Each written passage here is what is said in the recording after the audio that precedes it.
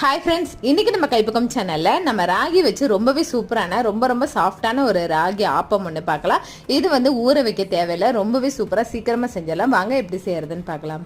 இப்போ இந்த ஆப்பம் செய்யறதுக்கு நான் வந்து 2 கப் அளவுக்கு ராகி மாவு எடுத்திருக்கேன். அதை வந்து ஒரு 1.5 கப் அளவுக்கு தண்ணி சேர்த்துட்டு நல்லா கரைச்சிட்டு ஒரு 10 நிமிஷம் மட்டும் ரெஸ்ட் விட்டுக்கலாம். நெக்ஸ்ட் ஒரு மிக்ஸி ஜார்ல 1 கப் அளவுக்கு துருவன தேங்காய், அது கூட 1 கப் அளவுக்கு நம்ம வடிச்ச சாதம் சேர்த்துட்டு கொஞ்சமா தண்ணி சேர்த்து நல்லா நைஸா அரைச்சிட்டு வந்துடலாம்.